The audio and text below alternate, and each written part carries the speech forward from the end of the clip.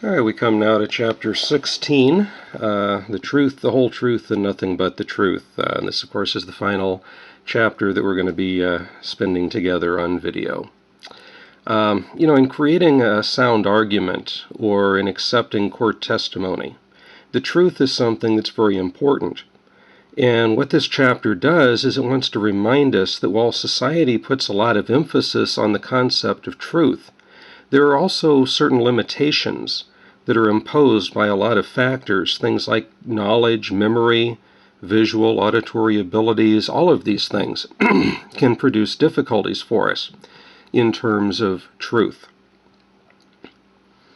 An argument can be valid without true premises. We learned that back in the very beginning of the course. You can have an argument where every statement is false, but it's still a valid argument because the logic flows, it works. The premises, if true, would yield that conclusion. But to have a sound argument, which is ultimately what we desire, it requires both validity and truth. And so the issue of determining truth becomes very important. Now, in some cases, determining truth is very easy. Many facts can be checked very easily by a reference work or even by looking around the world. For example, the fact that Suzanne was written by Leonard Cohen or that the sun is shining today, those sorts of things prove no real problem, easy to verify. But when it comes to the question of testimony, this isn't quite so easy. Even assuming that the witness is not lying outright, the witness still may be relaying what they believe to be the truth without it actually being the truth. And that produces several concerns, several problems for us. What I would like you to do, if you can, is to take a look in the book, and I'm going to try to shift the camera here a little bit for this very purpose so we can look at it together. But right down here on the bottom of page 299, you're going to see these various images here, these faces. And so we've got the face of an old woman, a small boy, a man, a woman, younger woman, a really old man, a small baby, and a middle-aged woman, I would say, probably. So we look at those, and that's what we see are these various faces that are presented to us. But now, let's turn the page and come up to 302 on the top, and notice that we have now a series of some animals. There's a, what is that, a swan or a duck or something like that. There's a fish, there's a rooster, a rabbit, a dog, a cat, and a mouse or a rat. Now here's the thing. If you look at the image here of the little mouse, and then turn back to the faces and look at the image of the very old man, they're identical. They are exactly the same image. Now, why would that be?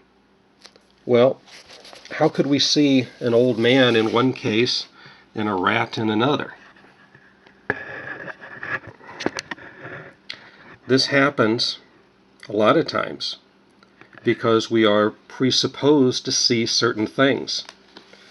In the first grouping, everything else is faces, so we expect that to be a face, and so we see the face of the old man. In the second one, everything is animals, so we expect it to be an animal, hence we see a mouse. But it's the exact same drawing. And that is the tricks that the mind can play upon us, and that's why many times we have to be very concerned and very careful about what we say is the truth as opposed to what actually is the truth. Is our mind allowing us to be as honest as we think we are? And so we have certain problems that come into play. Even if someone is intending to be open and honest, there are still the problems of preconceptions, filling in memories, and the power of suggestion. With preconceptions, it's just like we were looking at there. I expected to see an animal in the one, so I saw an animal. I expected to see a person in the other one, so I saw a person. We are sort of preconditioned sometimes to see things in a certain way. And so because of that preconditioning, we may in fact be visualizing something in a way that it isn't actually meant to be. We might say, this is what I saw, and fully believe it. But that doesn't mean that it's actually what we saw, because those preconceptions could get in the way. Another problem we run into, of course, is the idea of filling in memories. The longer we go away from an event, the less clear it is in our mind. But our mind doesn't really like having holes. It likes things to be full. We like a clear picture. And so many times, when it can't remember something outright, the memory will try to fill it in to make it easier for us to grasp, to make it easier for us to understand. So we get a picture of what we think happened, but in reality, maybe it didn't. We talk about the, you're a witness coming up on the stands, and you have off in the distance here, you saw this person, and you want to say that this person is the one who shot this other person. Now, maybe the question revolves around the type of smoke that's coming up from the gun. How much smoke came out of it when it fired? You don't actually remember that. You don't remember seeing that. But your mind fills in the gap and says, oh yeah, there was, X amount of smoke pouring out of the gun when it fired. And so you fill in a memory. Your mind makes you believe it's true, but in reality, it wasn't. And so you are potentially giving faulty evidence, even though to yourself, to your own mind, you believe fully that what you're saying is the truth. And thirdly, of course, there's also the problem of the power of suggestion. Many times, individuals might try to use certain words or certain language to try to con us into believing we saw something that we didn't. And your book actually has a very nice example of this on page 304. It says, people viewed films of automobile accidents and then answered questions about what they saw. The question about how fast were the cars going when they smashed into each other elicited a higher estimate of speed than questions using verbs such as collided, bumped, contracted, or hit in place of smashed. Smashed had other implications as well. A week later, the same people were asked, did you see any broken glass? In spite of the fact that there was no glass involved, those who had been asked the question with the verb smashed were more likely to answer yes than the others. So, by someone carefully using specific words, they can guide the mind towards believing that they saw something that they didn't. And that's the power of suggestion. So this is the problem that we run into in terms of testimony. People come forward and they say, I swear that I'm going to tell the truth, the whole truth, and nothing but the truth. And in their own mind, they believe that that's what they're doing. But because of these preconceptions that they may have, because the mind is missing details and trying to fill it in to make a complete picture, and because of the attorney using specifically weighted words in order to try to suggest certain ideas to you, you might end up saying things that are different than what was actually the case in terms of what you saw, because you're trying to give that testimony, but you don't honestly and completely believe or know what you have. You can believe it's the truth, but maybe it isn't. And so these are major problems that we run into, and it's very difficult to really deal with a situation like that. There is, of course, as always, a fallacy associated with each of these chapters, and this time it's called the fallacy of suppressed evidence. We've talked about this before, actually. The fallacy of suppressed evidence takes place when an argument leaves out an important piece of information. So you have an argument that seems legitimate, that seems to make sense, that seems logical, but yet there's some piece of evidence that's been left out of it. And if you added that piece of evidence back in, the argument would not seem as good anymore. So, for example, most dogs are harmless, so it's safe to pet the dog that's coming towards me.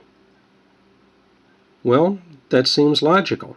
Most dogs are harmless, and so why not bend down and pet the little dog that's coming towards you? But suppose that the one piece of evidence that was left out was that the dog coming towards you is foaming at the mouth. Now it doesn't seem like such a good idea to pet the dog. You probably don't want to be anywhere near it because it likely has rabies. So that's a piece of evidence that's pretty important in determining whether or not your conclusion is accurate or not. But by leaving out that piece of evidence, whether intentionally or unintentionally, is still going to have a strong bearing upon whether or not we should accept that argument. And that's what we mean by suppressed evidence, is holding back that information. Again, your book has a very nice example at the bottom of page 309. It says, a clear case of omission of important information is in an old Shell oil commercial. You might remember it. The commercial starts with two identical cars lined up on a track. An equal measure of gasoline is placed in each car. The gasoline in the two cars is identical, except that the gasoline in car A contains platformate, the wonder additive that goes in all Shell gasoline, and the gasoline in car B does not contain platformate. The cars start down the track. Car B soon sputters to a halt while car A whizzes along, tears through a huge banner, and looks as if it could continue on forever. The moral of the story, if you want great gas mileage, then buy new Shell with platformate. Sounds good, but Shell gasoline does have platformate. Gasoline with platformate, it gives better gas mileage, so if you want better gas mileage, you should buy Shell. It sounds like a good argument, and it sold a lot of gasoline. But the commercial left something out. What the commercial didn't tell us is that platformate, while it really does increase gas mileage, Shell is not the only company who uses it. Virtually all of the major brands of gasoline sold in the U.S. at this time contain platformate. So the fact that Shell also has it is not really a good reason to buy Shell as opposed to the others. That commercial is giving us an example of suppressed evidence. That information that yes, we have it, yes, it's a good product, but what they're leaving out is that you could buy pretty much any other brand of gasoline in the country and you would still have the same result, you would still have the same product. So we have to watch out for things like that, things that are left out. All right. So if we jump now to page 314, exercise 16-2, we are going to look at what will become your final homework assignment for the term. We're given some statements being made here, and what we have to do is to look at them and decide, is there a potential for suppressed evidence here? What information would I want to know to find out whether or not to really accept the claim or not? So number one, it says, an apple juice label proclaims in bright letters, contains no added sugar. Well, I think in order to say whether I want to accept that claim or not, I would first want to know things such as, do apple juice in general, does it normally contain added sugar? Right? Is this something that if we look at all the different apple juice brands around, would every one of them, be without added sugar? Or is it just this one that is? And that seems like a legitimate thing to look into. Also, I might question, when you say contains no added sugar, does that mean that there are natural sugars within it? Does it mean that there is the same amount of sugar that's found in all of the other brands? It just didn't add any additional onto it. You see, so things like that would have to be questioned before we could decide whether or not to accept that claim. The second one, A brand of toothpaste advertises contains fluoride, proven effective in combating cavities. Okay, well again, let's find out. This product contains fluoride, and fluoride has been proven effective in combating cavities.